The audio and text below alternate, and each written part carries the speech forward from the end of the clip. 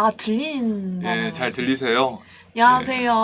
오랜만에 인사드립니다.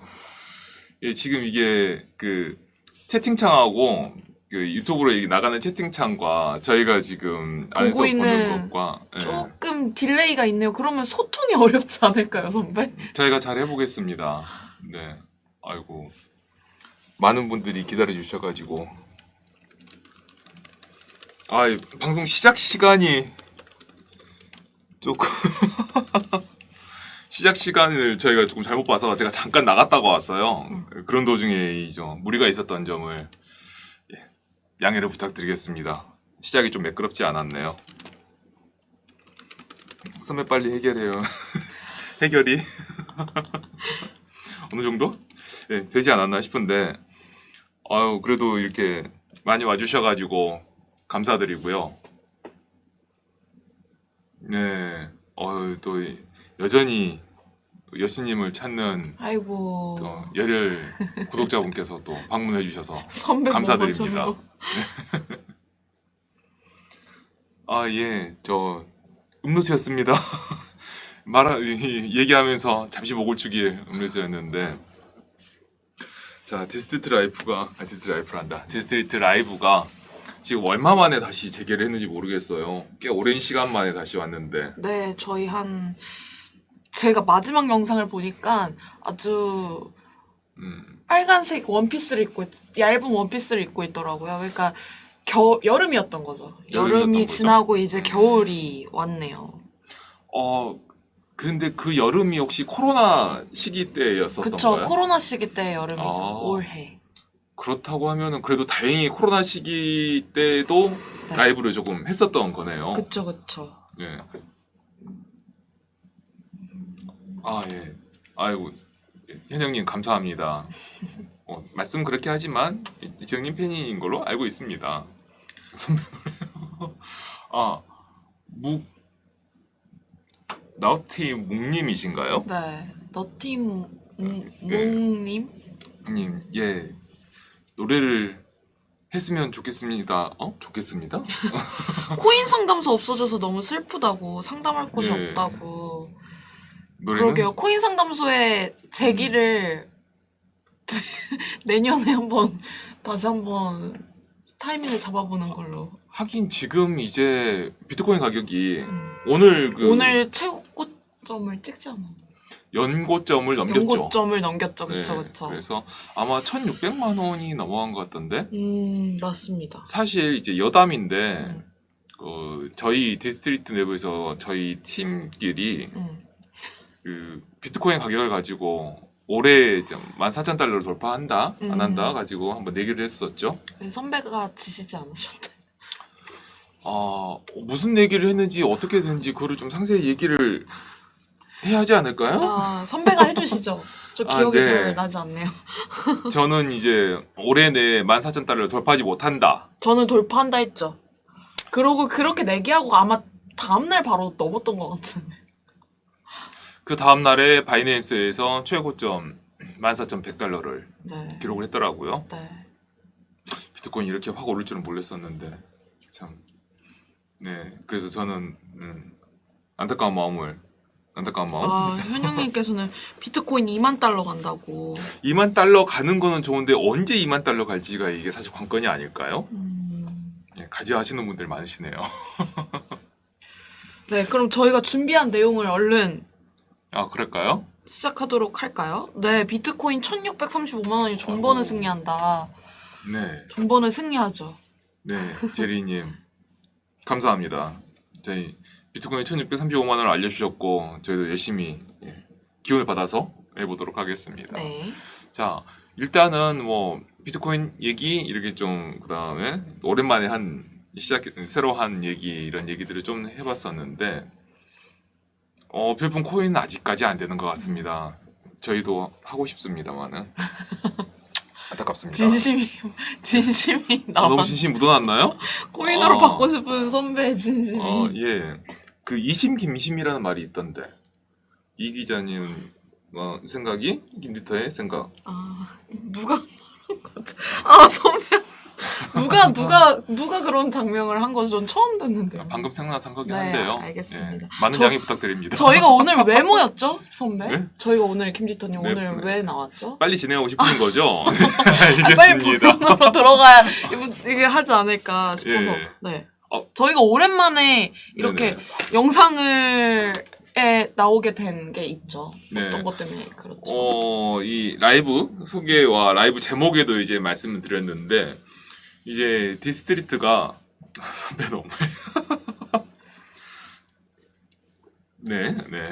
디스트리트가 그 11월 27일에 이제 컨퍼런스를 지금 열 계획을 하고 있습니다. 네. 이 컨퍼런스가 컨퍼런스에 대해서는 이 기자님이 잠깐 얘기를 해주셔도 좋을 것 같은데. 네, 어떨까요? 일단 컨퍼런스 이름은 이게 카메라가 저쪽인데 컨퍼런스의 이름은 저기 나와 있는 대로 더 컨퍼런스 2020인데 파이낸스 이 이노베이션. 기자님 잘립니다. 그러니까 근데 이게 카메라가 이쪽에 있어서 네네. 네. 컨퍼런스의 부제는 일단 타이틀은 파이낸스 이노베이션 with 블록체인. 네. 그러니까 대부분의 컨퍼런스들이 뭐 정책, 규제, 금융을 통틀어서 이제 다루는 경우가 많은데 저희는 이제 파이낸스, 금융에 초점을 맞춰서 이 금융 시장, 미래 금융을 블록체인 기술을 어떻게 좀 더 디벨롭 할 수 있는지 네, 등을 이제 그렇죠. 전망 등을 한번 살펴보고 이제 논의하는 그런 컨퍼런스입니다. 네. 네. 특히 이제 금융에 초점을 맞춰서 그쵸. 다뤘다는 게 그쵸. 그게 포인트죠. 네, 네. 그게 포인트이고 그리고 저희가 이 컨퍼런스에서는 그 다른 블록체인 컨퍼런스에서는 이게 뭐 정책이나 규제라든지 아니면 뭐 정치권 뭐 이런 얘기들 그다음에 뭐 법 특근법이라든지 이런 법안 방향이라든지 이런 여러 가지 얘기들이 나오는데 저희는 많은 얘기를 이렇게 풀어놓는 것보다는 산업에 초점을 맞춰가지고 산업 한 가지만 집중적으로 얘기를 다루는 게 좀 더 좋지 않을까 그렇게 생각을 했어요. 그래서 블록체인 금융을 주제로 하고 있는데 이 중에서 이제 백아빠다님 신청은 어디서라고 말씀해 주셨는데 일단 이 컨퍼런스는 이 코로나 상황이 아직 이제 완전히 해소되지가 않아서 요즘에 이제 많은 컨퍼런스들이 이제 온라인과 오프라인을 병행하는 방식으로 가고 있는데 저희도 역시 온라인과 오프라인을 병행하는 방식으로 하고 있습니다. 그래서 오프라인은 그 인터컨티넨탈 서울 코엑스 거기 그 삼성역에 있는 호텔이죠. 그 호텔 지하 1층에 있는 비바체룸에서 이제 진행을 하고요. 네, 거기는 장소가 그렇게 넓진 않아서 아마 저희가 초청을 한 몇 분들이 오셔서 아마 강연을 지켜보실 거예요. 거기 연사분들과 함께 있으시고 그다음에 저희가 강연의 그 모든 내용을 온라인으로 해서 지금 유튜브로 이렇게 좀 송출을 할 예정입니다. 그래서 지금 이 라이브가 진행되고 있는 디스트리트 채널이 있죠. 네. 네, 유튜브 채널을 여기를 지켜봐 주시면 아마 27일 날 그때 강연의 모든 내용을 다 패널 토익까지 다 포함해서 여러분들의 이 실시간 질문에 따른 실시간 피드백까지 포함을 해서 채널에서 중계가 될 예정이니까 이 디스트리트 채널을 구독, 좋아요 알림 설정까지 부탁드립니다. 해주시면 이 컨퍼런스에 대한 자세한 소식을 받으실 수 있을 겁니다. 네, 특히나 이 파이낸스라는 주제에 이제 초점을 맞춰서 다루기 때문에 최근에 요새 핫한 게 또 디파이잖아요. 뭐 네, 디파이라던가 이제 전통금융사들의 블록체인 사업 등 이제 금융과 블록체인이 결합된 그 케이스들을 관심을 갖고 계신 분들은 이제 특히나 도움이 되지 않을까, 도움이 되는 컨퍼런스가 되지 않을까 생각이 드는데요. 이 MR님께서 세션이 몇 개냐고 하시는데 사실 저희가 지금 세션 리스트업이 진행 중인 그렇죠. 상황이죠. 네. 네, 아마 대체로 한 6개 정도 세션을 예정을 하고 있죠. 그죠. 세션 6개에다가 이제 저희가 이제 그 주력으로 하고 있는 이제 패널 토이가 이제 각자 2개가 이제 진행이 될 예정이어서 그렇게 해서 6개 세션에 패널 토이 2개씩 이렇게 아마 진행될 것으로 예상하고 있습니다. 네. 여기에 대해서 조금만 더 제가 말씀을 좀 드려볼게요. 그러니까 아까 이제 이 기자님이 얘기를 한 것처럼 전통금융 그리고 뭐 디파이 그리고 현재 암호화폐 업계의 주류라고 할 수 있는 암호화폐 거래소 또는 자산운용 이런 것들을 합쳐서 이제 시파이라고 센트럴라이즈드 파이낸스라고 해서 씨파이라고 부르는데 와, 영훈님께서 영훈님이시네. 샤샤샤시라고. 오랜만에 뵙네요. 아, 근데 반갑습니다. 현영님께서도 저희 2,000원 보내주셨는데 저희가 그 도네이션을 말씀을 못 드렸었네요. 제일리님과 현영님, 령훈님까지 도네이션 너무 감사드립니다. 컨퍼런스를 열심히 설명하다가 중간에 이지영 짱이라고 말하는 거는 조금 맞지 않은 것 같아서 네, 넘어갔어요. 그래서 저도 좀 넘어갔는데. 양해를 부탁드립니다. 네. 네. 어, 제일 안 좋아할 분야가 중앙화의 대표인. 그쵸, 아무래도 저런 생각을 기존 금융권에서는 많이들 갖고 네. 계시죠. 네. 그래서 이제 저희가 이제 기존 금융권, 전통 금융권을 이제 트레디셔널 파이낸스라고 해가지고 트레파이라고 이제 설정을 하고, 그다음에 지금 암호화폐 블록체인 업계의 주류인 거래소와 암호화폐 자산운용 업체를 이제 시파이로 설정을 하고, 그다음에 이제 아는 분들은 잘 아시지만 또 모르는 분들은 모르는. 하지만 요즘에 아주 많이 각광받고 있는 디파이가 네. 있죠. 네. 이렇게 세 축을 설정을 했어요. 그래서 미래 금융을 위한 플레이어로서 이 세 축을 세 분들을 설정을 하고, 이분들이 이제 각자의 블록체인이나 아니면 미래 금융에 대한 관점을 강연을 하고, 이분들이 모여서 패널 토의를 하는 형태로 구상을 했습니다. 그렇게 해서 이제 각자 강연이 세션이 이제 진행이 되고, 그다음에 패널 토의가 진행이 되는 게 이게 하나의 세션인데요.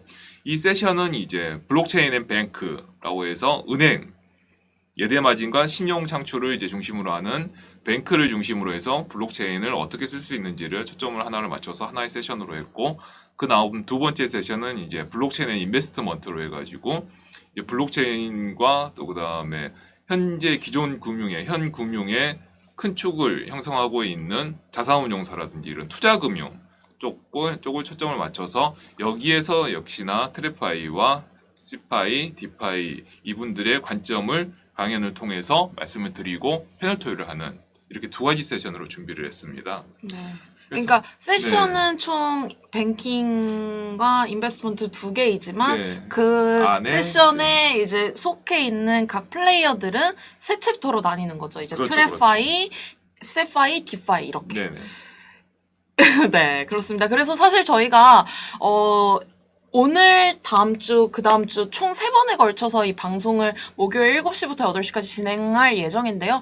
그렇게 3주에 걸치게 된 이유가 바로 그 각 플레이어들, 세 플레이어에 대한 소개들을 좀 집중적으로 다뤄보려고 해서 3주로 잡았죠. 네, 그렇죠. 네. 그리고 오늘은 이제 그래서 그 첫 번째 주자로 트레파이, 전통금융에 대해서 저희가 얘기를 나눠보려고 합니다. 네. 이 전통금융이 블록체인을 가지고 과연 무엇을 하려고 하는지, 그리고 그것보다 더 먼저 네. 과연 블록체인에 관심이 있는지, 네, 그쵸. 이런 부분을 이제 좀 짚어보고 음. 얘기를 좀 해보려고 하고 있어요. 사실 아까 빅터님께서 이제 댓글에서도 말씀해 주셨다시피 이제 탈중앙화를 강요하는 블록체인이 상용화되면 이제 가장 좀 반발이 심할 분야가 이제 금융권이라고 했는데, 과연 그 반발이 심할 전통 금융권이 이 블록체인과 암호화폐 디지털 금융 산업에 얼마나 큰 관심을 갖고 있는지에 대한 보고서가 최근에 또 나왔었죠. 네, 맞습니다. 네. 보고서가 최근에 이제 2건이 나온 걸로 알고 있어요. 네. 가장 먼저 나온 게 이제 9월 달에 SK증권에서 네. 이제 디파이 보고서를 했고요. 그다음에 10월인 거로 제가 기억을 해요. 그때 KB 경제경영연구소에서 네. 또 역시 디파이를 조망하는 보고서를 내놨었죠. 네, 두 금융사 다 내놓은 정말 굵직한 금융사에서 내놓은 보고서다 보니까 의미가 있다고 저는 생각이 드는데요. 우호적이시네요. 어떤 점에서 우호적이라는 말씀? 굵직한 곳이라고 해서. 제 주관이 담긴 워딩이었던 것 같아요. 네. 네네네. 넘어가시죠. 알겠습니다. 재현님께서 일단 저는 관심 있다고. 뭐가 관심 있나? 네네.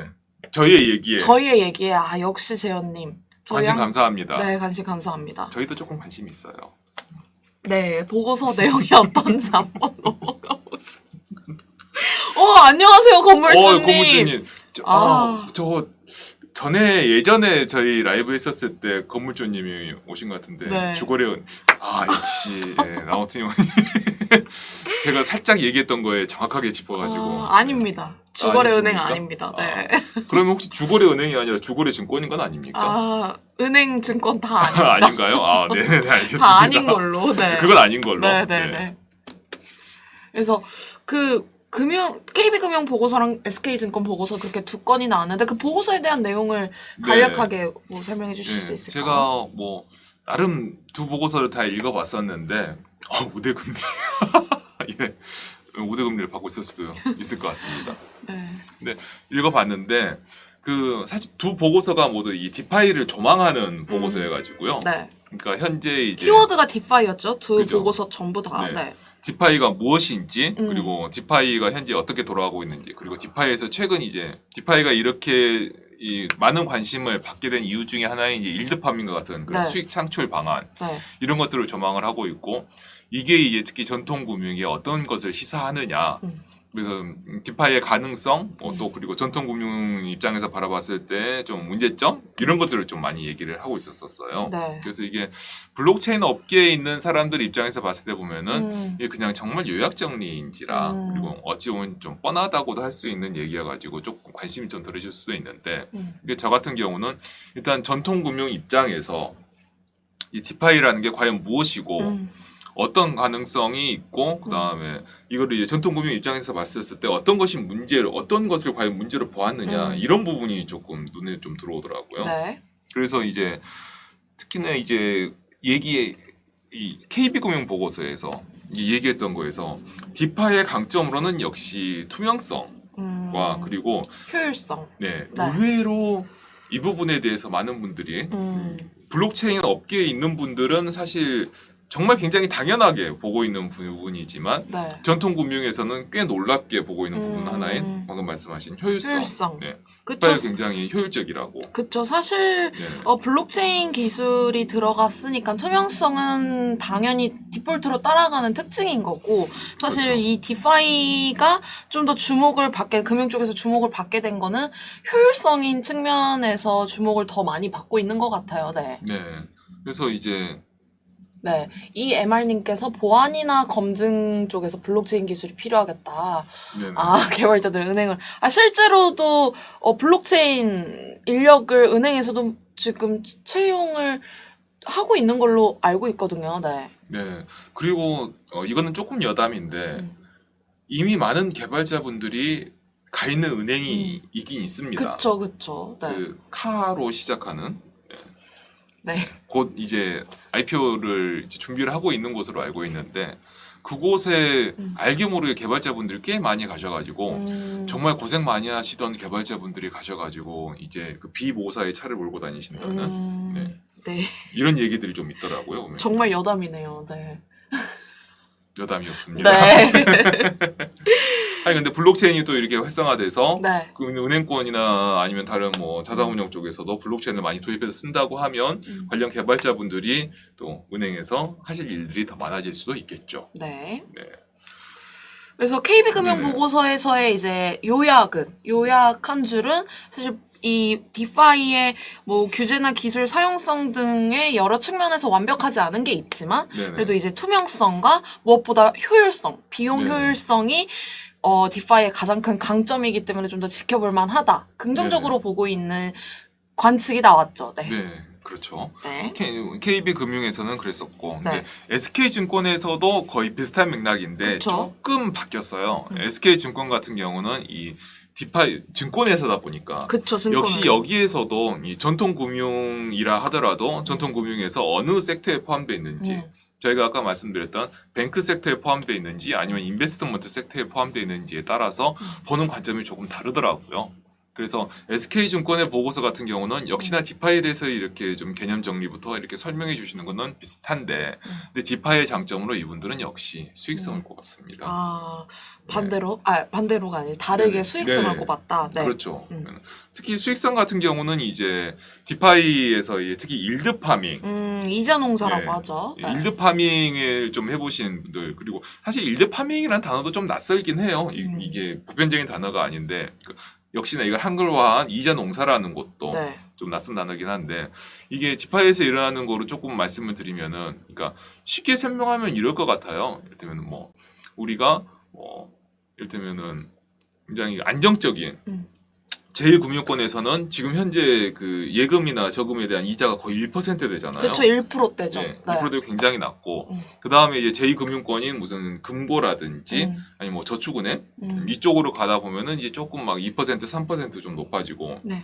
그리고 제3금융권으로 가면은 이제 사채 대출이 이제 어마어마한 어떤 그런 식으로 네. 이렇게 흘러가는 걸로 알고 있는데 네. 근데 이 1금융권은 이자는 낮지만 안정성은 높고 네. 이 금융권을 갈수록 이자는 높아지지만 상대적으로 좀 안정성은 좀 낮아지는 이런 그쵸. 구도로 가잖아요. 근데 여기에서 이제 그래서 최적의 조합을 찾는 음. 것을 지금까지는 일일이 전단지를 보고 음. 예, 이렇게 해서 찾아야 되는데 카바 연 이자 3%던데 더 좋은 거 있냐? 카바라고 하시면은 그 부동산 그 말씀하시는 거 아니에요? 부동산 블록체인 쪽 부동산 네. 말씀이신가요?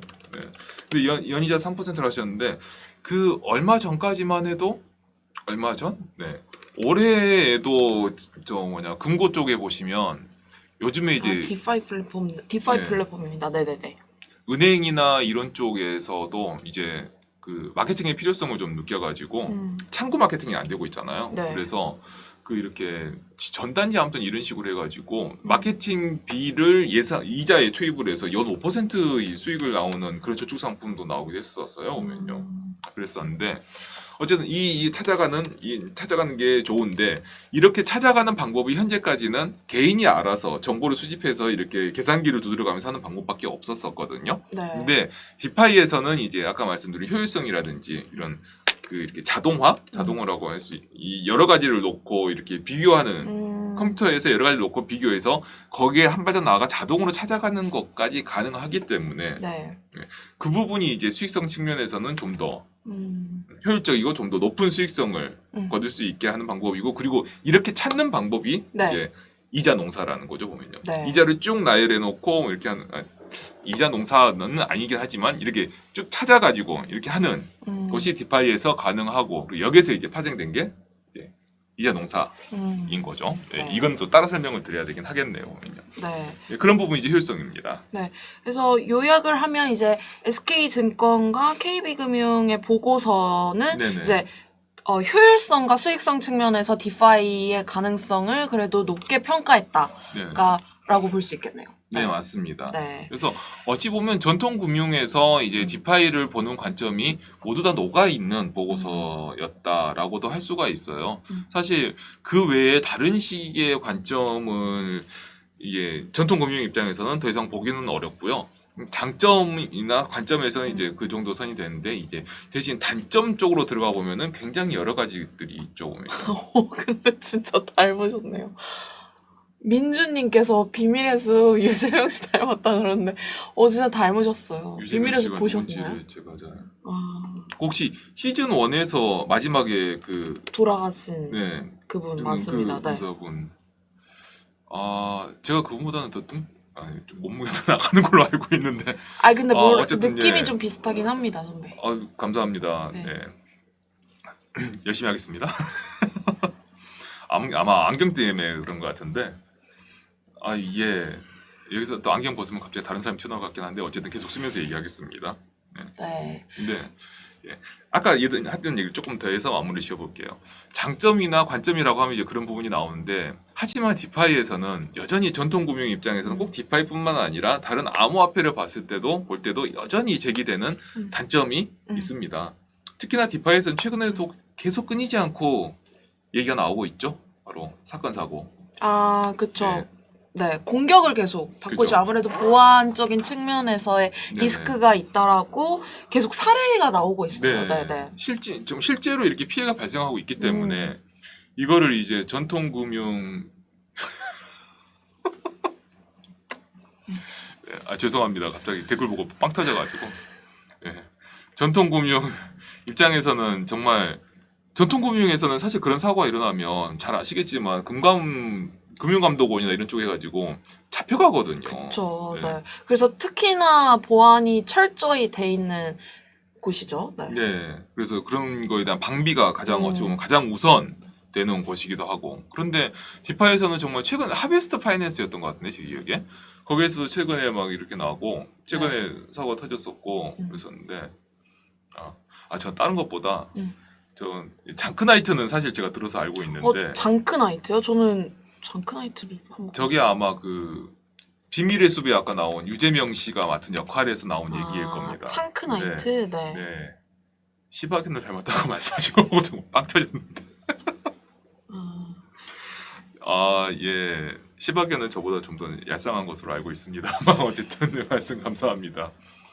예, 사진은 올리지 않으셨으면 네, 그래서 계속 얘기를 하시면 네, 계속 네. 얘기를 할게요. 네. 네. 보안적인 측면에서 확실히 이슈가 계속 있어왔죠. 네, 디파이. 그런 문제가 있죠. 네. 이게 어찌 보면 이 디파이의 방금 장점으로 꼽았던 효율성, 그리고 이 효율성은 어찌 보면은 자동화라든지 이런 네. 쪽에서 나오는 건데, 자동화 또 코드 베이스로 나가는 네. 그런 부분에서 나오는 맹점이라고도 볼 수가 있을 것 같아요. 그쵸, 네. 자동화라는 거에 코드로 베이스로 진행되는 자동화의 반대급부인 거죠. 네, 분명히. 아무래도 효율적으로 좀 더 빠르게 진행이 되는 만큼 이제 네네. 그런 공격에 좀 취약하다라는 거, 양날의 검이죠. 그렇죠. 그 부분이 이제 조금 아쉬운 것 같긴 한데, 하지만 그럼에도 불구하고 분명히 보완되어야 하는 거는 분명한 사실인 거고요. 네. 네, 그래서 많은 이제 분들이 블록체인에 있는 많은 분들이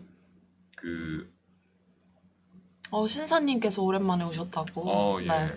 아유, 그래도 많이 이렇게 찾아봐 주셔서 감사합니다. 제가 되게 오랜만에 진짜 하는데. 네. 어쨌든 그래서 오디시라고 하죠. 네. 감사, 코드 감사, 스마트 컨트랙트 코드 감사를 하시는 분들이 이 디파이에서의 이런 문제를 이제 해결하기 위해서 굉장히 많은 노력을 기울이시고 있는 것으로 알고 있어요. 네. 그래서 어찌 보다 보면은 그런 이제 이런 보안이라든지 이런 문제도 조금씩 해소되지 않을까, 조금씩 이제 좀 우려가 좀 완화되지 않을까 기대는 하고 있는데, 근데 또 최근에 디파이가 너무 이제 많은 관심을 받고 인기가 있다 보니까 이 보안을 이제 확실하게 한다기보다는 기존에 있는 거를 이제 카피를 해서 네. 블록체인 포크라고 하죠. 그러니까 그래서 다 따라서 비슷하게. 하는, 네. 비슷하게 따라서 하는 프로젝트들이 좀 많아서 그런 부분에서는 이제 사용자분의 좀 감별안이 좀 필요한 부분이기도 합니다. 그 부분 신경 써야죠. 네, 민주님께서 디파이를 맛깔나게 하는 한국 프로젝트는 왜 없을까요? 한국판 유니, 한국판 커버 같은 거요? 한국의 한계일까요? 사실 저거는 답변을 간단하게 드리면 규제라고 할 수 있겠죠? 네. 네, 한국판 유니는 지금 사실 오늘 이제 기사가 이렇게 좀 이렇게 나온 거를 봤었는데, 한국판 유니는 사실 등장했다고 봐도 할 수 있을 것 같습니다. 네. 더 얘기해 클레이 주시죠. 사업. 클레이 사업이요? 예, 네. 그렇죠. 예. 사실 그 특징들을 모아서 만든 클레이판으로 만든 거니까요. 네. 오지스에서 네. 개발을 했죠. 네, 네. 그렇죠. 클레이 사업이 어찌 보면 이제 한국판 유니 좀 애매하긴 한데, 좀 애매하긴 한데, 어쨌든 그 클레이 기반으로 해서 유니 사업과 거의 비슷하게 구현을 했어요. 유니 사업과 같은 이제 클레이판 덱스인 거고, 거기에 역시 유니 사업과 비슷하게 페어로 해서 이렇게 유동성을 공급할 수 있게 만들어 놨는데, 이제 관건은 이제 그 유니스왑과 같은 이런 덱스가 이더리움 기반으로 나올 수 있었던 이유가 이더리움의 스마트 컨트랙트 또는 이제 그 스마트 컨트랙트를 쓰는 이제 갑자기 기억이 안 나는데 스마트 컨트랙트 언어가 있는데, 어쨌든 그 언어를 쓰는 분들이 많아서 기반 이 생태계라든지 기반 쓰는 분들이 많아서 이게 활성화될 수 있었었는데, 이제 클레이도 이제 유니스왑과 같은 비슷한 덱스를 내놨긴 합니다만, 이 덱스가 많이 활성화되려면 이더리움과 비슷하게 클레이의 개발 생태계 이런 쪽을 좀 활성화시켜야 하는 이슈가 아직은 남아 있는 것 같아요. 이 부분에서 이제 과연 그라운드 X라든지 이 클레이 진영이 얼마나 많은 걸 해줄 수 있을지가 이 클레이 사업 활성화의 키포인트가 아닐까 생각을 합니다. 네. 하드포크를 기대한다고. 네. 네. 15일날 무슨 하드포크? 15일 그러니까 하드포크가 있을까? 신사님과 현영님이 랜선 네. 친구니까 하드포크 때 이제 수익을 얻으시면 아이스크림 사주신다고. 네. 근데 저희가 지금 되게 오랜만에 라이브를 해서 네. 조금 이제 시청자분들에게 죄송합니다만 지금 카메라가 점점 돌아가고 계속 있는 것 돌아가고 같아요. 있어요. 그래서 돌아가고 있죠. 그래서 제가 지금 계속 가운데 잘리고 앉아 있는데도 불구하고 그렇죠. 네. 오늘은 그냥 가시고 다음에는 아예 그냥 아. 여기서 시작을 하시죠. 네. 조금만 저희가 조금 살짝 조정을 해볼게요. 네. 다른 것보다 좀 팬이 네, 많은 제가 지영님이 이렇게 제가 이렇게 잘리는 게 가겠습니다. 네. 네, 아쉬워서. 네, 이렇게 가면 되지 않을까요? 네, 그러면서 이러면 이제 조금 비율이 낫네요. 많네요. 네. 네. 저희가 계속 돌죠. 그렇죠. 예, 이동식 카메라. 진짜 아니, 이동식 카메라 죄송합니다. 계속 이렇게 돌고 있습니다. 이 카메라가 워낙 너무 오랫동안 혼자 이 스튜디오에 있다 보니까 자기 혼자서 이렇게 몸 푸는 것을 그래서 계속 했나 봐요. 선배, 예. 그래서 오늘 카메라가 그죠. 선배만 찍으려고 하는구나. 네, 나중에 가다 보면 제가 이제 지영님 목소리만 나오고 이렇게 될 수도 있는 게 그러니까 아닌가 싶은데. 저희가 돌겠습니다. 예. 저희가 이동하는 걸로 카메라에 제가 맞춰서. 그렇게 하도록 하겠습니다. 근데 지금 댓글을 쭉 올려주신 비어투어님도 그렇고 몇 분을 보니까 은행이 블록체인을 한다는 거에 대해서 아무래도 이분들 우려가 좀 있으시네요. 그렇죠. 아무래도 네. 우려가 있을 수밖에 없죠. 기존 네. 지금 디파이 사업에서도 나왔다시피 보안 사고들이 종종 있다 보니까 네. 은행들 입장에서는 굉장히 큰 리스크죠. 네. 보안적인 측면에서는. 그렇죠. 하지만 근데 방금 말씀드린 보고서도 그렇고 또 요즘에 근데 은행들이 보면은 이제 효율성이나 그런 수익성 측면에서. 네, 측면에서 관심들은 꽤 있는 것 같아요. 네. 그래서 이제 그 부분에 대해서는 사실 이제 저희가 디스트리트가 꽤 오랫동안 밀착 취재를 좀 해왔었었죠. 밀착 취재라고 해주신다니 좀 더 밀착해서 취재해야 할 것 같긴 한데. 이 기자님이 하셨나요? 그쵸. 제가 주로 담당을 해서 저는 몰랐었는데. 시중은행들 분들과 저를 안 보고 저쪽으로 보면서 얘기를 하시는군요. 네네네. 시중은행 분들과 제가 계속 한 2달 가까이 컨택을 그렇죠. 하면서 업데이트를 맞춰 왔었는데 정말 뭐 국민, 하나, 우리, 신한, 농협까지 제가 그 관계자분들을 만나면서 이제 들었던 내용을 바탕으로 좀 앞으로 설명을 드리려고 하는데요. 네네. 그에 앞서서 네. 일단 뭐 김디터님께서도 생각하시고 있는 게 있지만 사실 전통금융권이 이 블록체인 사업이라던가 디지털 금융에 관심을 갖게 되는 이 배경 중에 하나가 또 현재 그 은행들의 어떤 저조한 실적도 있다라고 생각을 하시는지. 네. 네.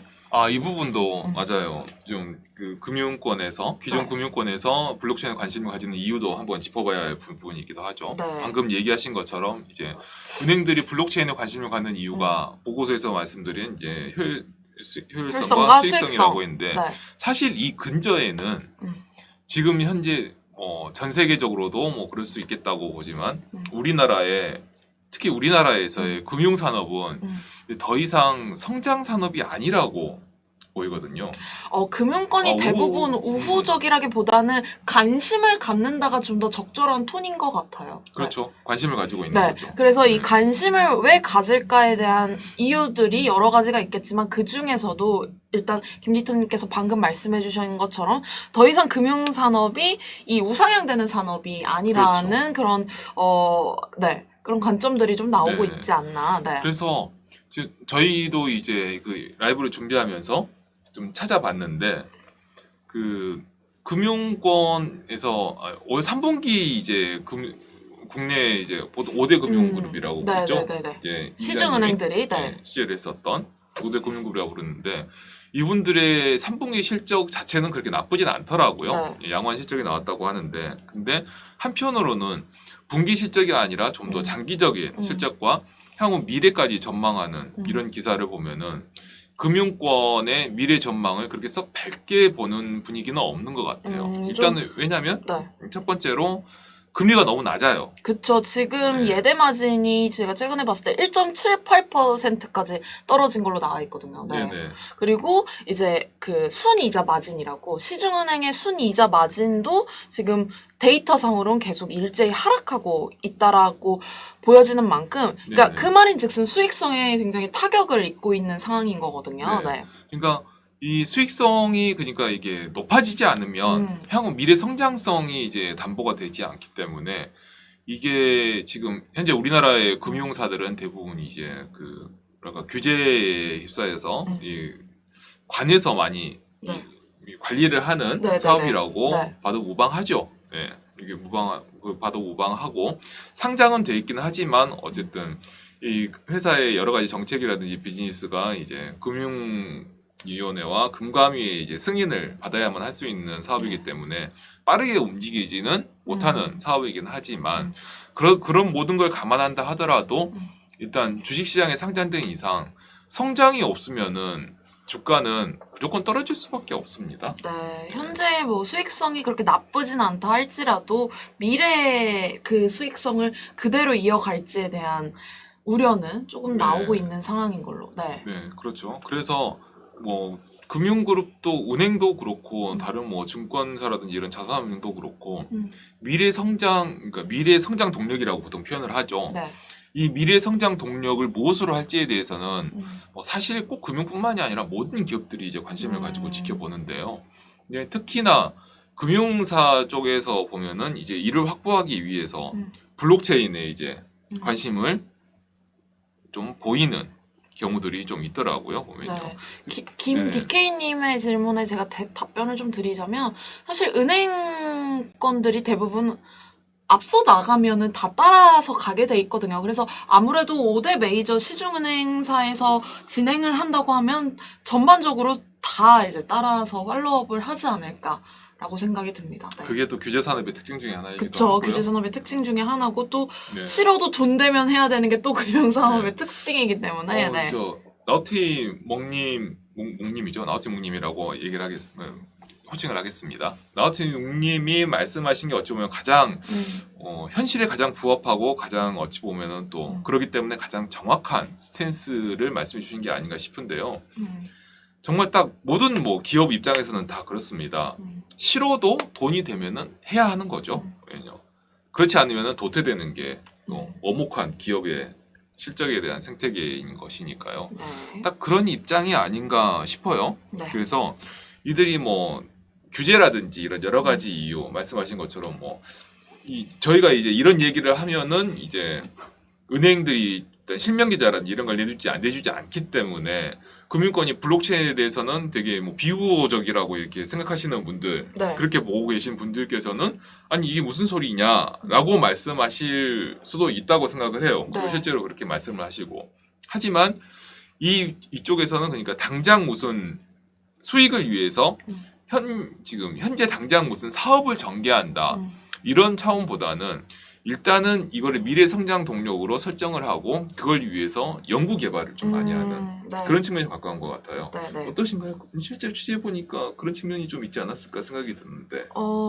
그 은행사마다 뭐 온도 차는 있겠지만 네네. 전반적인 방향은 그 말씀해주신 대로 진행이 되고 있는 것 같습니다. 네네네. 하지만 확실한 거는 작년에 비해 올해는 확실히 더 뜨겁게 준비를 하고 있다라는 거. 네. 네네네.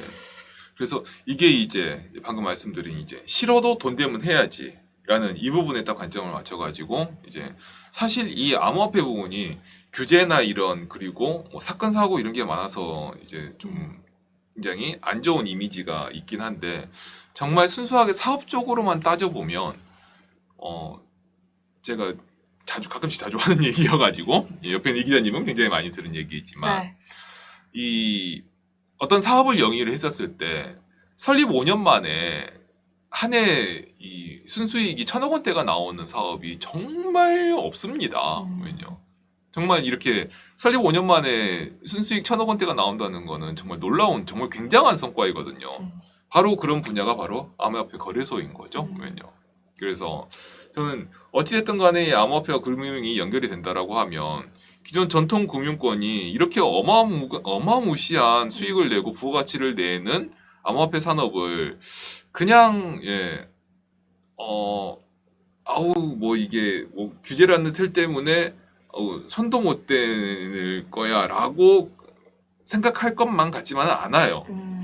어떻게든 뭐 소위 하는 말로 어떻게든 숟가락으로 하나 딱 걸쳐보고 일단은 뭐 규제에 최대한에 걸리지 않는 한에서 이렇게 살짝 이렇게 걸친 상태에서 뭐라도 이렇게 걸쳐놓고 지금 지켜보지 않을까 그런 생각이 들거든요. 네, 이건 어디까지나 선배의 피셜로. 뇌피셜입니다. 네. 뇌피셜입니다. 네, 선배 네, 피셜인 뇌피셜입니다. 거죠. 은행권이 실제로 지금 뭐 그 거래소와 관련해서 사업을 진행하고 있는 거는 아직까지는 없고요. 네. 네. 여기서 확실히 잘 끊어주셨습니다. 네. 좀 리스크가 있는 발언이죠. 여기까지 네. 딱 이제 선배가 생각하시기에는 네. 그 정도 일단 저는 가능성이 그렇게 있다. 네. 생각했는데 실제로 한번 추진해 보니까 어떠셨나요, 은행에서? 지금 말씀드린 대로 실제로 하고 있는 건 없지만 네네. 뭐 직접 하지 않아도 음. 파트너사랑 같이 합작 법인을 설립을 해서 음. 진행하는 경우는 사실 종종 준비를 하는 경우가 있으신 것 같아요. 아직 오피셜리 발표된 거는 없지만 그렇죠. 아무래도 하게 되면 네. 은행이 지금 당장 하겠다라기보다는 이제 스텝 바이 스텝으로 네네. 파트너사랑 같이 합작법인으로 하고 그다음 정말 먼 훗날에는 네. 말씀하신 대로 뭐 은행에서 직접 거래소 관련 사업을 할 수도 있지 않을까라고 이제 저희끼리의 피셜을 한번 돌려보는 거죠. 네. 아주 먼 훗날. 네. 그래서 저희 근데 진행하다 보니까 준비한 시간에 10분밖에 안 남았는데 네, 그러게요. 네. 좀 더 스피드하게 네, 다음 준비한 내용을 한번 얘기를 해볼까요? 일단은 거래소는 사실 1,000억 원대 수수료를 내는 것만큼 이렇게 엄청난 네. 사업성을 가지고 진행을 하고 있는 반면에 이제 은행들은 사실 지금 최근에 이제 실적들이 그렇게 오래 이어지지 네. 않을 거라고 평가를 받으면서 은행에서도 이런 거래소 사업에 관심을 갖지 않을까라는 게 이제 지금까지 네. 저희의 생각이었고요. 네. 그래서 이제 저는 그러니까 그 얘기들은 이제 저의 뇌피셜이었던 거고, 근데 실제로 이제 그런데 여기에서 이제 현장을 취재하는 기자의 메리트가 부각이 되는 게 네. 저는 이제 제가 이제 이렇게 생각을 해서 내놓은 것이지만 실제 현장에서 어떻게 돌아가는지를 이제 취재를 하면 확인할 수가 있죠. 실제 현장에서 느낀 거는 당연히 기사로 앞서 보도가 다 되었던 내용이지만 한 번 더 정리를 해드리자면 사실 지금 전통금융권에서 블록체인 사업, 디지털 금융 사업을 어떻게 진행하고 있는지를 살펴보면 사실 크게 두 축으로 볼 수가 있죠. 일단 첫 네네. 번째는 은행 내부 프로세스를 이제 혁신하는 용도로 블록체인 기술을 도입을 하고 네. 그리고 두 번째는 커스터디나 토크나이제이션 같은 이런 수익화 상품을 마련을 하는데 네. 초점을 맞춰서 진행을 하는 것 같아요. 네. 그 부분이 이제 어찌 보면 아까 맨 처음에 저희가 얘기했었던 네. 뭐 KB경제경영연구소와 SK증권의 각 보고서에서 딱 지적했던 그 부분이 딱 맞아 떨어지는 것 그쵸. 같기도 합니다. 네네. 그렇죠. 그래서 하나는 효율성이고 하나는 수익성이고. 그쵸. 그렇죠. 하나는 효율성, 내부 프로세스를 혁신해서 그렇죠. 효율성을 제고하는 거고 두 번째는 이제 커스터디, 토크나이제이션 네네. 혹은 디파이 같은 이런 네네. 수익성 측면에서 지켜보는 그렇죠. 거죠. 네. 네. 그래서 그런데 그 얘기를 해보니까 아무래도 그러니까 저도 이제 어느 정도 이 얘기를 건네 들어가지고 네. 보면은 효율성에 아무래도 지금은 좀 많이 하고 있는 게 신한은행이죠. 싶어요. 네. 그렇죠. 사실 효율성 측면에서 대표적인 사례를 만들고 있는 은행은 신한은행으로 꼽히는데 그 닥터론과 DID 서비스 인증을 자체 신한은행 네네. 앱인 솔에 적용한 사례를 들 수 있는데요. 닥터론은 사실 이름 그대로 의사들을 대상으로 한 대출 상품이에요. 근데 그 대출 상품에 의사가 맞는지 아닌지를 인증을 하는 그 과정을 블록체인 자격검증 서비스를 적용을 하면서 기존에는 2, 3일에 걸쳐서 인증을 했다면 네. 네네. 그 블록체인 서비스를 도입을 한 후에는 거의 실시간으로 단축했다고 하니까 굉장한 효율성인 거죠. 네. 그래서 윤아리 셀장과 이제 인터뷰를 통해서도 들었다시피 네. 기존 은행 업무 프로세스를 블록체인으로 효율화한 가장 대표적인 사례가 닥터론이지 않을까 그렇게 생각이 들고 또 그리고 너티먹님께서 말씀해 주신 것처럼 신한은행의 그 자체 애플리케이션인 솔에 그 네. DID 서비스인 증이 도입이 됐으니까 DID 서비스를 통해서 신원 인증을 해주는 그런 사례가 된 거죠. 네. 네, 맞습니다. 네, 의사분들을 대상으로 대출한다고 하는데 그러면 국시가 이제 올해는 안 치러져서 내년에는 수요가 조금 줄 수도 있겠는데요. 이거 신한은행의 블록체인 사업에 먹구름이 끼는 건 아닌지 걱정이 됩니다만. 이것도 용영 선배 피셜이고 너무 정치적으로 민감한 사안까지 키워드로 끌고 오면 힘들지 않을까 하고 저는 여기서 커트를 하겠습니다. 네, 가뜩이나 규제가 넘치는 판에 쓸데없는 얘기 죄송합니다. 네. 그러고 이제 다음으로 이제 커스터디나 토크나이제이션, 뭐 디파이 같은 그런 수익성 측면에서 만드는 상품 같은 경우는 사실상 다들 준비를 하고 있다라고 얘기는 하지만 아까도 얘기가 나왔다시피 특근법, 최근에 시행령이 네, 나왔죠. 그렇죠. 특근법의 허들에 발목이 잡혀서 이제 오픈을 못하고 있는 상황인 것 같아요. 네. 근데 그래도 어쨌든 관심을 가지고 뭔가를 모색하고 있다는 것이겠네요. 그쵸. 네. 다방면으로 진행을 많이들 하고 계시죠. 네. 네. 그래서 전통금융 블록체인 사업의 현황은 이 정도까지 정리를 하겠고요. 그래서 사실 제가 방금 말씀드린 것처럼 이런 규제나 이런 네네. 최근에 시행령이 나온 특근법에 관해서는 선배는 어떻게 생각하시나요? 김디터님께서는. 네. 네. 특근법 일단 이렇게 정리가 됐군요. 네. 근데 아까 말씀하신 거에 한마디만 더 붙이면 저희가 이제 라이브가 딱 8시까지 딱 1시간만 할당이 네. 돼 있어가지고 네. 컴팩트하게 설명을 네. 드리겠습니다. 길게 말씀을 드리고 싶습니다만 그건 또 시간에 맞춰서 다음에 깜짝 번개를 할 수도 있을 것 같기도 하고 뭐 그렇습니다. 네, 어찌 되었던 지금 이제 그러니까 뭐 커스터디라든지 네. 이런 것들을 조금씩 하고 있다는 게 사실 중요한 부분인 것 같고 네, 이게 그러니까 규제 산업이어서 네. 리스크가 있긴 하지만 이제 금융권이나 이쪽에서 이런 관심을 가진다고 하면 사실 이제 암호화폐와 관련해서 이제 규제와 같은 경우는 이게 되게 다국적 사안이에요.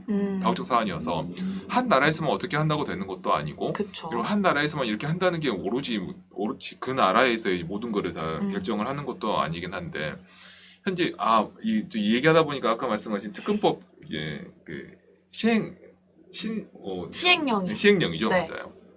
시행령하고도 연계가 되는데 그 특근법 시행령이 신작이 이제 발표가 되고 그대로 진행이 된다고 하면 제가 보기에는 이게 우리나라의 암호화폐와 이 전통금융권과의 이런 주변 상황이 일본과 비슷하게 가지 않을까 그쵸. 그런 예상을 좀 조심스레 해봅니다. 일본과 비슷하게 간다는 거는 허가제에 대해서 그렇죠. 이렇게 진행이 네. 된다는 거죠. 그래서 일본 같은 경우는 이제 암호화폐 거래소도 그렇고 SBI 그룹이 일본에 있죠. 네, 이 그쵸. SBI 그룹이 암호화폐에 굉장히 관심이 많고 이 거래소가 아마 자체적으로 있을 거예요. 네. 인수를 했던 거 아마 그럴 거예요. 그래서 일본 같은 경우는 암호화폐 자체도 이제 인가를 받아야만 거래할 수 있는 그런 식으로 되어 있는데 그래서 좀 규제가 빡빡해요. 빡빡하고 좀 많이 자유롭지는 않긴 하지만 어쨌든 인가라는 측면에서 지금 현재 암호화폐에 굉장히 많은 문제, 뭐 디파이에서 여러 가지 문제로 지적되고 있는 보안이라든지 이런 해킹 같은 우려를 좀 완화시키는, 좀 더 없애는 그런 걸 좀 더 강제를 하고 있죠. 좀 더 부각시키고 있는데 네. 이제 특근법 시행령이 이제 은행의 주관적 판단이라든지 그리고 정부에서도 일단 극구 부인을 했어요. 이게 암호화폐 이 디지털 자산의 제도화, 가상자산의 제도화는 절대 아니다. 그렇죠. 이렇게 됐다고 해서 가상자산이 제도의 품으로 들어왔다고 생각하면 안 된다라고는 했지만 네. 그 안에 면면을 살펴보면 이게 어찌 보면은 이제 전통 금융에서도 일본의 방식처럼 이렇게 이 인가를 통해서 이 해킹이라든지 이런 보안이라든지 이런 사건 사고의 우려를 좀 덜어내면서 서서히 이제 제도권 안으로 편입하려고 하는 그 시작이 아닐까라는 생각이 좀 들더라고요. 왜요? 그래서 이런 부분에서는 근데 사실 지금 암호화폐를 투자하시는 분들도 많이 동의하는 부분이기도 해요. 동의를 네. 하세요. 왜냐 지금 킴 DK님께서 얘기하신 것처럼 은행에서 거래소 계좌를 틀 때 엄격해져야라고 말씀하셨는데 네. 이게 사실 정말 노티님이 말씀하신 건 자금 네. 세탁이 이용되는 것처럼 이게 굉장히 민감한 사안이다 네. 보니까요. 그렇죠. 그리고 어젠가 어젠가 나온 것 같은데 그 이더월렛 네. 사기 사건 있지 않습니까? 네. 이더월렛 사기 사건에 대한 것도 얼마 전에 이틀 전인가 어젠가 오늘인가 그 실형이 나왔죠. 네. 이게 이 제목만 제가 봤는데 한 500억대라고 하는 것 같은데 이런 사건들이 뭐 굉장히 많고요. 보면요. 그래서 이런 부분들은 확실하게 꼭 암호화폐 친화적이라고 해서 이런 사건 사고도 뭐 괜찮아 이런 분들 아니 이러지 않거든요. 그래서 이런 분들 확실히 제어가 된다고 하면 전통 금융이라는 틀 안에서 뭔가 가상 자산을 조금이라도 어떻게 좀 뭔가 관련 비즈니스나 뭐 관련 거래나 뭐라든 교환이라든지 네. 이런 게 좀 일어나지 않을까라는 생각을 해보고 그렇게 된다라고 하면 이제 전통 금융이 블록체인에 기반한 또는 아닌 다른 가상 자산을 좀 더 폭넓게 다룰 날이 어찌 보면은 생각보다도 더 빠르게 올 수 있지 않을까라고 저는 이제 조심스럽게 예상을 해봅니다. 네. 이 얘기를 좀 꼭 드리고 싶었고요. 그리고 이런 추세를 알 수 있는 자리가 바로 더 컨퍼런스 2020이 있죠. 네. 저희가 그러고 보니까 날짜를 말씀을 안 드렸던 것 같은데 11월 27일 금요일 네. 진행이 되는 더 컨퍼런스 2020이고요. 네. 그리고 아까 신청 27일이라고. 네, 신청을 어디서 하냐고 여쭤보시는 분이 있었는데 온오프 믹스에서 신청을 하시면 되겠고요. 그래서 네. 추가적으로 더 여쭤보실 게 있으시면 저희가 다음 주 2주간 또 이 라이브 쇼를 진행을 할 예정이니까요. 다음 주와 그 다음 주에도 또 질문을 해주시면 저희가 친절하게 다 답변을 드리도록 하겠습니다. 좀 궁금하신 게 있으시다고 하면 네. 네, 질문 한두 개는 받을 수 있을 것 같은데 네. 말씀해 그리고- 주시고 그리고 그 또- 온오프 믹스 제가 링크를 여기 채팅방에다가 올려드릴게요. 네, 좋습니다. 예. 근데 온오프 믹스 링크가 음. 이게 그 온오프 믹스 온오프 믹스에서 신청이라기보다는 그 행사에 대한 자세한 내용이 나와 있습니다. 네. 예. 저희가 온라인으로 신청은 이제 디지털 채널을 통해서 하실 수가 있으니까 신청을 제가 받지는 않았었어요. 그래서 이제 그런 부분을 조금 양해를 하시고 예. 행사에 대한 자세한 내용을 보시는 것으로 하시면 될 것 같아요. 네. 제가 지금 그리고 마지막에 여기 있다. 시행령과 관련해서 이제 용영님, 김디터님께서 이제 네. 전망 등을 좀 펼쳐주셨는데 그와 관련해서 좀 더 자세하게 듣고 싶으면 저희 컨퍼런스에 오시면 다 들을 수 있습니다. 네. 네. 지금 이제 오늘 한 일부는 이제 전통금융에 대해서 네. 저희가 전통금융이 블록체인을 어떻게 생각하고 어떤 거를 지금 전개하고 있는지 그리고 특근법 개정안과 포함해서 어떤 방향으로 나갈지 저희들의 조심스러운 전망을 얘기를 했고요. 그리고 이런 논의가 이제 컨퍼런스에서 얘기가 될 것이다 네. 라는 거를 또 말씀을 드렸고 네. 이제 전통금융의 얘기를 했었으니까 트레파이에 대해서 얘기를 했었으니까 네. 다음 시간에는 이제 그 새 축 중에 하나인 이제 시파이가 저 얘기가 되겠죠. centralized finance. 그렇죠. 예. 네. 중앙화된 이제 거래소, 파이낸스. 파이낸스니까 쉽게 말해 거래소죠. 네, 그렇죠. 이게 센트럴라이즈 중앙화라고 해가지고 이제 블록체인과는 조금 연계가 좀 없을 거라고 생각하시는 분들이 많은데 이 센트럴라이즈라는 것도 이제 이 디파이, 이 디센트럴라이즈와 비교돼서 센트럴라이즈라고 하는 건데 이분들도 역시 취급하는 건 암호화폐 쪽입니다. 그래서 네. 이분들은 특히나 이 센트럴라이즈라는 거를 중심으로 해서 암호화폐, 즉 가상자산과 실제 현물자산, 피아트라고 하죠. 법정화폐 이 둘을 연결하는 연결 역할을, 브릿지 역할을 많이 수행하시고요. 그래서 그 연결을 하면서 이제 어찌 보면 현재 암호화폐 시장에서 가장 많은 부가가치를 가져가는 분들이라고 볼 수가 있어요. 네. 아까 수수료 네, 그렇죠. 규모를 말씀해 주신 것처럼. 그래서 이런 네. 측면 때문에 예전부터 이제 암호화폐 업계에 이 암호화폐에 밝은 많은 분들이 이 암호화폐에서 가장 먼저 성공할 분야는 거래소라고 이제 지목을 해 오셨었고요. 그래서 하지만 이분들이 현재 지금 디파이 또는 아까 말씀 나온 유니스왑이라는 이런 덱스 등으로 인해서 현재 자신들의 입지를 위협받고 있는 상황이고요.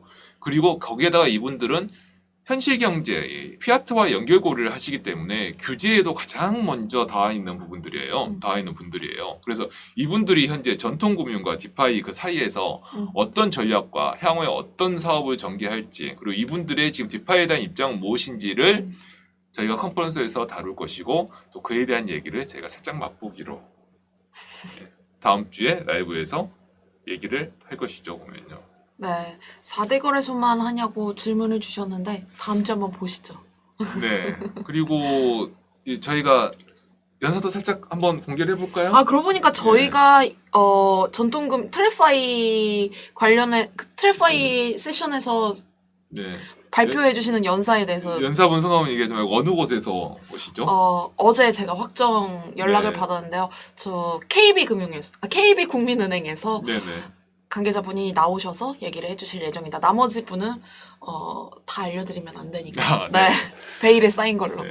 네. 그래서 아마 KB금융에서 이제 블록체인에 밝으신 분이 오셔가지고 전통금융에서 블록체인을 어떻게 생각하는지 자세히 얘기를 해주시고, 그리고 전통금융의 입장에서 이제 블록체인과 뱅크에 대한 부분에서 이제 의견을 개진하셔서 다른 시파이 디파이 분들과 함께 패널 토의를 할 예정입니다. 네. 많이 기대해 주시면 감사를 드리겠고, 그리고 저희가 꼭 4대 거래소만 하지는 않습니다. 시파이에서 이제 저희가 시파이에서 두 축인데 암호화폐 거래소와 암호화폐 자산운용을 하는데 국내에서 활성화되지 않았지만 해외에서는 암호화폐 자산운용의 업계 규모가 꽤 커요.